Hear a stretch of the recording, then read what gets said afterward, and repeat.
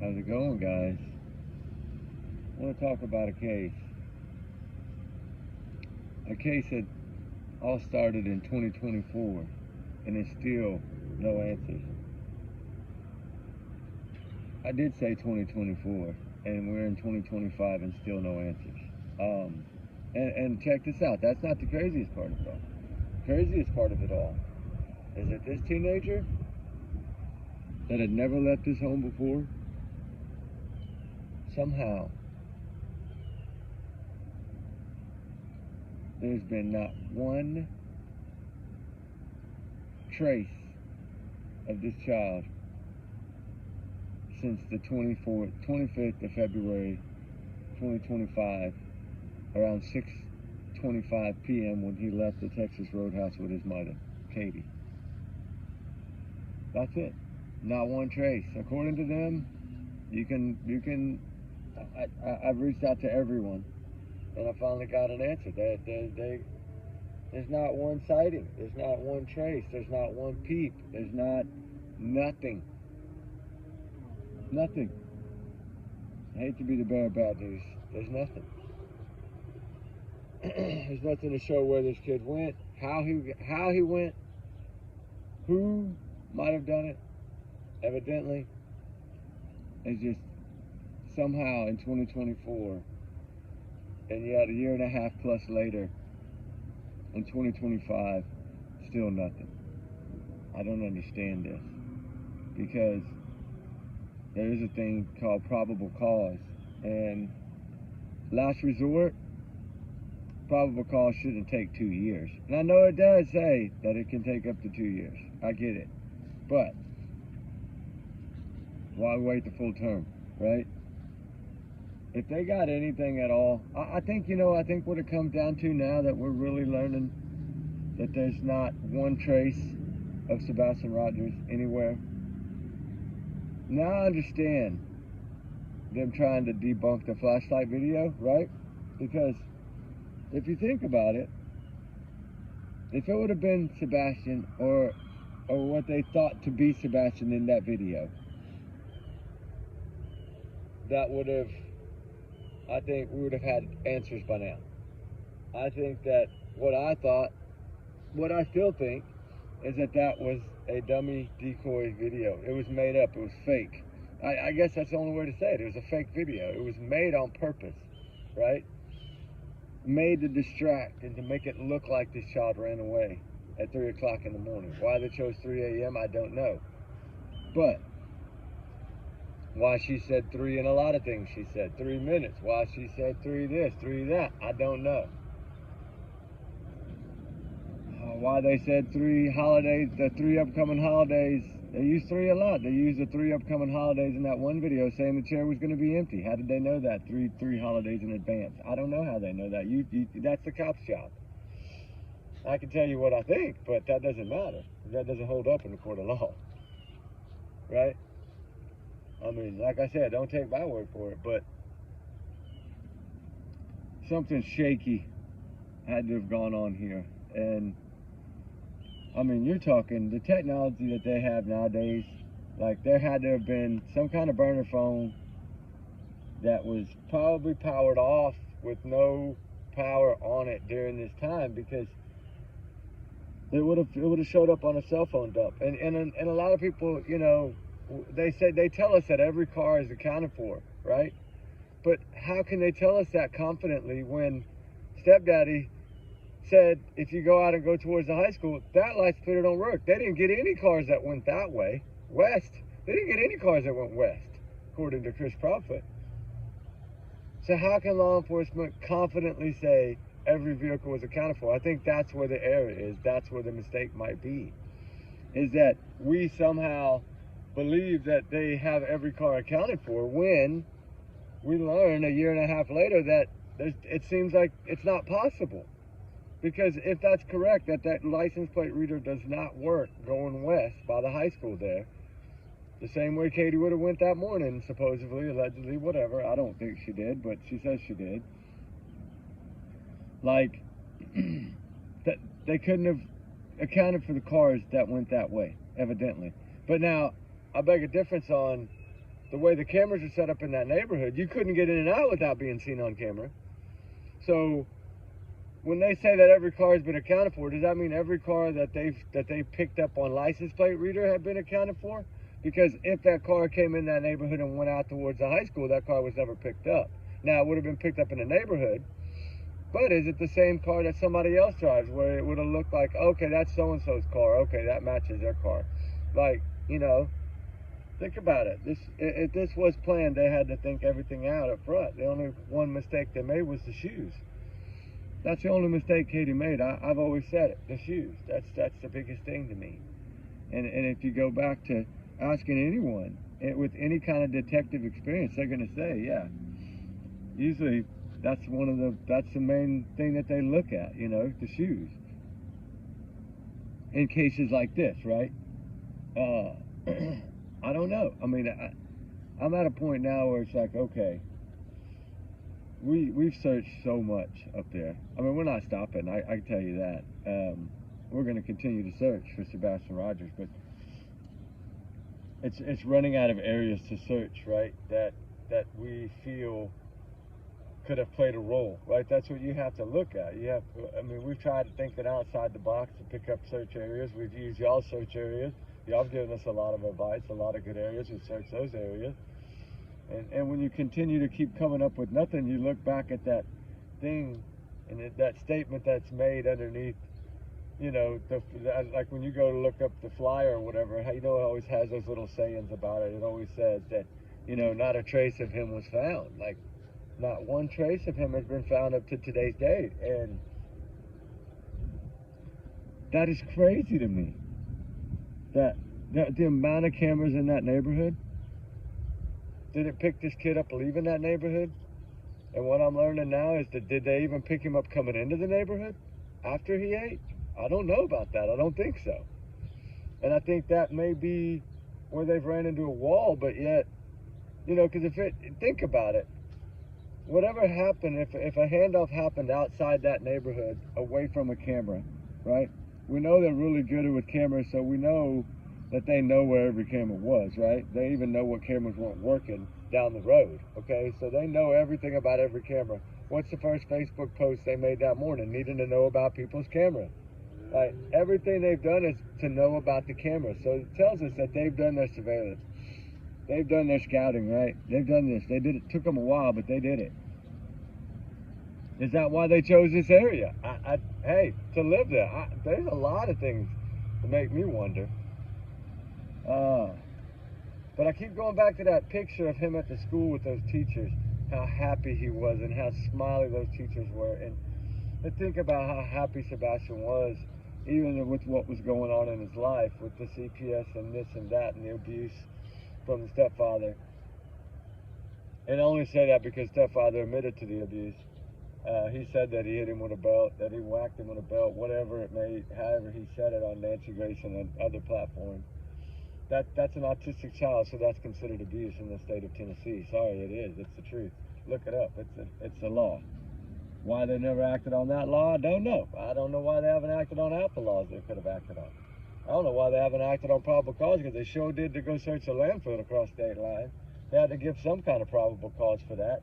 What was that probable cause? So we know they have probable cause, right? That's the reason I wanted to do this video. They have probable cause. If they didn't have probable cause, guys, they'd have never got a warrant for the landfill. They'd have never got warrants for their home. They'd have never got warrants for anything if they didn't have probable cause of some sort. So what is their probable cause?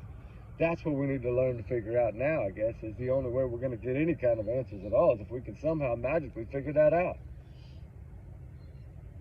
What could they have used as probable cause? Because remember, their case file, they got a case file for Sebastian Rogers. Every note, everything that's ever been done, every video, every home surveillance, every screenshot, every photo, every tip, they got everything, okay? So if they got everything, then what is that one thing? That's what I want to know. How did they come up with the probable cause? Because we know, if we go back and look at any clips from this entire operation that went on here, that's still ongoing, hopefully, prayfully, they're still searching for this child, but I don't think so, but hopefully. Think about how it all started and how it switched so quickly.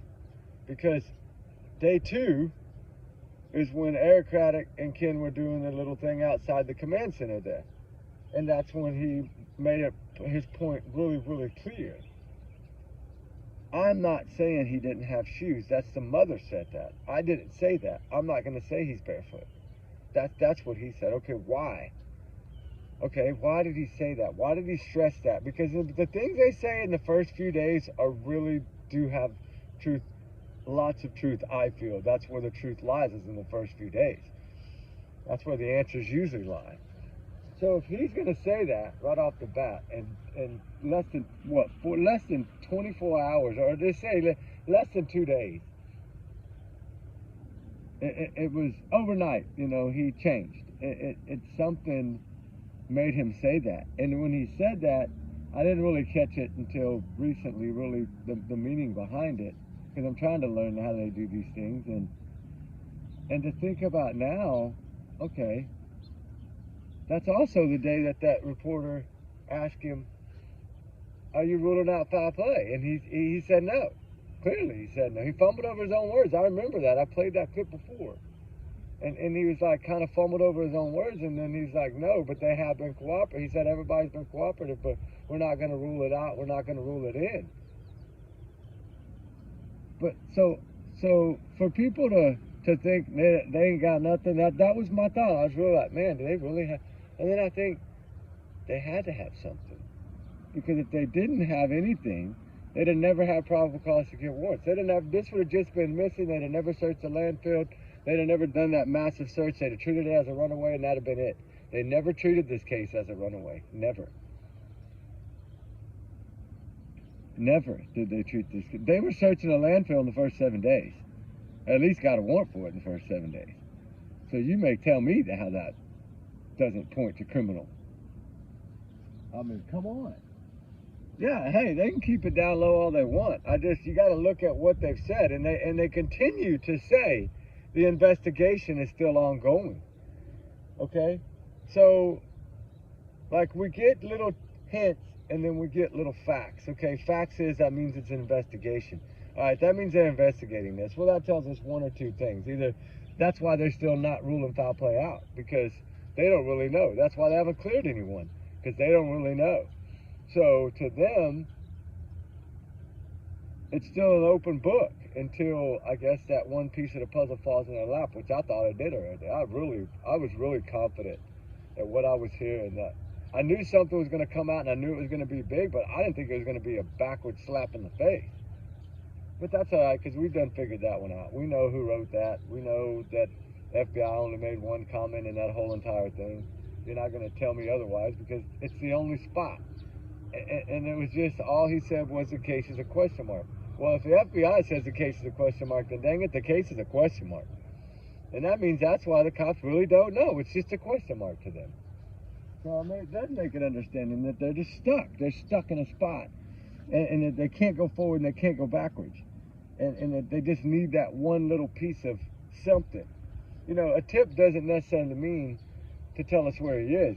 Tell us something that'll help in the case. Maybe you knew about another phone that they had, or maybe somebody saw their vehicle in a certain place. That's usually what it takes. And problem is that they already knew that the cameras didn't work going west. So they were one step ahead again, right? So they knew if they made that decoy video and that car went west, that they wouldn't be picked up. Wow, wowie. See? Yeah, I get what y'all saying. I never really thought about the plan. This was a plan. I tried to give it the benefit of the doubt. And then even up until, recently, I've tried not to say that I felt like it's 100% planned, but I'm at the point to where now my heart is telling me it's 100% this was planned. And planned for months, not weeks, months. And I think the talk started probably after the first CPS, and then when they got worse, I think they decided to execute the plan whenever he couldn't come home, right? Gone him up, right? Because if you love her as much as you say you do, and you're defending her the way you defend her, and you stand out in your front yard and scare the hell out of everybody in your neighborhood because you're an evil monster, just staring at people, knowing little kids' names. Come on. How do you do that as a stepfather? Okay, that's telling me that he was mad because he wasn't able to be home. That's how I look at it, in my opinion. But, you know, like I said, don't take my word for it. I like that. I'm going to start using that. Allegedly, right? Allegedly, don't take my word. I don't know how to put it. Take it as a grain of salt, but only one grain of salt. Or something. I need to come up with something crazy. But, you know, everyone is innocent until proven guilty in the court of law. I think everybody had known enough about this case to know that all fingers point in one direction. You know, the reward. They shot down the biggest reward for their son. They try to say it's fake and all this stuff because they didn't want... I don't understand how they didn't grab onto that and want that. Oh, my God, that'll bring him home. Like, we need that. Let's just go with it, right? Even if they felt that it wasn't, even if they knew that it was, let's go with it to use it as a leverage tool to get somebody to speak. But it's the guilty ones that want to try to debunk everything they think can hurt them. I mean, you know, the thing is the reason that I felt like that flashlight video was involved in this, somehow, some way, whether it was, I believe it was a planned attack, like they set it up to make it look like it. And it really was just a dummy video, I feel. But they've never come out and tried to use that video in any way, shape, or form. They're scared of that video for some reason. And I think maybe because that holds the answers. And I think Eric Craddock did tell us that video would play a role later on. So how are they going to now say it's debunked after Eric Craddock said it would play a role? Make it make sense. You had your lead sheriff guy telling Nick Bears that it could play a role down the road. Then you have now, allegedly, this FBI and this Brandon Carter that made this new little thing, and they say that it's not flashlights, it's a pickup truck. Well, you're going against everything your lead sheriff just said. Because he just told Nick Bears that would play a role in the case. It could play a role in the case later on. So he knew what the video was. He just wasn't going to tell Nick Bears. So make it make sense. Right? Like, these are the little things. I try not to correct every little thing I see out there, but now I'm at a point where it's like, even this Brandon Carter guy is going against everything that Eric Craddock said from the start. You know which one never spoke about the video? Kid. The lead guy. I wish he would. He's the one that gave us the truth about the landfill search. He's the one that, you know, was upset after that search and said he was disappointed in the outcome of the search and they were expecting closure. Right? Like, all these little things, they're not just coincidences. They add up to a big picture. I do feel that law enforcement feels that they're responsible. That's why they have not cleared them. I do believe they think they're involved in this somehow. They just can't prove exactly how for some reason. They haven't figured that part out yet. So I'm going to be a little bit patient for a little bit longer and see if now maybe something is going to turn. I know this is a different video than normal because normally I've been dogging, but I'm not dogging today because I have something positive that I feel is going to come out of this. And I think that it's something that's going to change this entire case. I do. I felt that way from the start. I've always felt that the answers would eventually come. And when things start going this way, usually it's because they're really, really close. And that's when we got to stop back and say, okay, they want us to now try to pull away from all this stuff or distract us with this. Is this just a distraction to get us away from, you know, what's really going on? Yeah. I cannot go against what Eric Craddock said. Eric Craddock simply said that it could play a part down the road in this case. So to me, he knows that video and what it is, or at least has a pretty close idea. And evidently he feels like it could play a part in the case, or he wouldn't have said that. And he didn't go against what Nick Barris said by saying this clip is now part of the Sebastian Rogers case file. Okay, if it was just magic headlights, they would have never put that in a case file. Come on, guys. So yeah, there's more to this picture than we know, and that's okay. Hey, I see what they're doing. They've been doing it all along, so just let them play their games the way they're going to play it.